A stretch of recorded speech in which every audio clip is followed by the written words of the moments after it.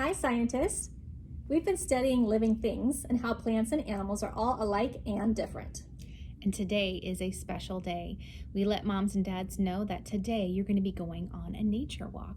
It might be just around your neighborhood, or maybe it might be to a special place. It doesn't matter because everywhere you go, you can find living things. Let's talk about setting up our science journal before we go on our walk. If you take your journal and open it up to a clean page, the first thing I'm going to do is take a marker and draw a line right down the middle. Just like this. Now I can label plants and animals at the top. That way you can organize your plants and your animals inside your journal. Now I'm ready to go outside and take my walk. Make sure you bring a pencil with you. If you want to do any coloring, you can do it when you get back. And a good scientist needs tools, don't they? So if you have some scientist tools like magnifying glasses where you look at things up close, or even binoculars. I inherited these from a 100-year-old lady, so they're they're kind of ancient. But maybe you have a newer pair of binoculars for seeing plants and animals that are far away. Or maybe you even have a cool little pop-up bug keeper where you can capture something and look more closely. I guess it depends on your comfort level for getting up close and personal with nature. I don't think Mrs. Bellaterra would be doing that. No, we've talked about that. Miss Bellaterra and creepy crawlies do not mix. And I love them.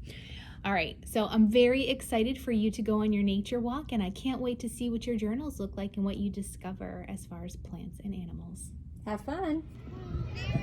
Here at school in our grass, we're going for a nature walk, and we see some really beautiful purple flowers. Will this go on the plant side or the animal side? Let's just do a quick little sketch of what we see using the shapes. I see a circle in the middle and some triangles and a couple little seed pods coming out. And Mrs. Bellaterra put it on the plant side. I hope you guessed plants. There's a little white. Is there a moth or a butterfly?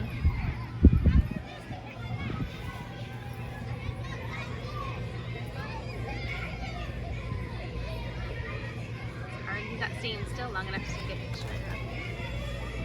Oh, he's got some black on the inside. Where should we add him? Plant or animal? Okay, so we saw a little tiny butterfly. So I'm just going to kind of do a quick sketch of his wings, kind of triangular shaped. And I know they had little antennas, and there was a little bit of black on the inside. Butterfly. Look what we were able to catch. Can you see it? It is a love bug. And there are two love bugs stuck together. Oh, they're up on the top there. Looks like they're black with a little bit of red on the head. Can you see them? Is that going to go on the plant or animal side, do you think? Love bugs would go on the animal side. And they are kind of long, like an oval shape, and they both have legs on both sides. And they have a head, kind of like that. Love bug. Ooh, look at this. We have a little lake behind our school, and there's some tall grass. Maybe it's reeds. Reminds me a little bit like cattails. Look at it swaying in the breeze. Plants or animal side? All right, so I've got to kind of draw where the lake is, and then I can draw some nice wispy lines to show those reeds. Just a little quick sketch. Look at this. We found some cool mushrooms. I don't know if you can see them, but they're very bumpy. They almost look like little cauliflowers. Are these going to go on the plant side or the animal side? Okay, I know that a mushroom is a plant, so I'm going to try to draw it in the shape that we see. And to give it a little texture, just some little lines here, because it is bumpy. Mushroom. All right, look guys, there is a bird fishing in the water. You wait a second, he'll come back up. He's got a really long neck and a pointy beak. He's going under looking for some fish. Oop, There he goes. There he pops back up. Do you see him? Oops. Neat. He's usually on the shore sunning himself out, but today's a rainy day. All right, let's put him in our journal. Okay, so I'm going to kind of draw like a little bit of the water and then his head kind of poking out. Do a little quick sketch of his long neck and his beak. Animal.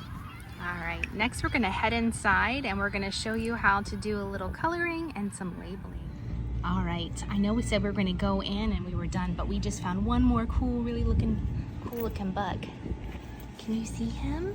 Oh, he's flying. Oh, that's so neat. Some sort of beetle. Neat. Let's add him to the journal. Okay, so he had kind of a triangular shaped head and then kind of an ovalish body. I put a line down there to show his wings, and then he had his legs on each side.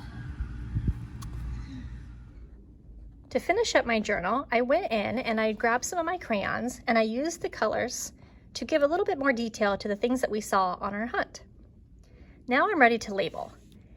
I remember that the first thing we found for a plant was a flower. So I'm going to stretch out that word using my rubber band hands and write down the sounds that I hear. F, l, a, w, er.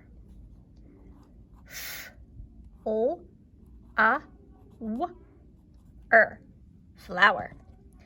Then we saw some tall reeds. Let's blend that word. E, d, s. E, d, s. Next we saw a mushroom. That's a big word to blend. M, a, sh, r, u, m. Let's see if we can find those sounds. M, a, sh, sh. We've talked a little bit in group that sh together makes that sh sound. M, a, sh, r. Double O makes the oo. Mushroom. Now let's look at animals.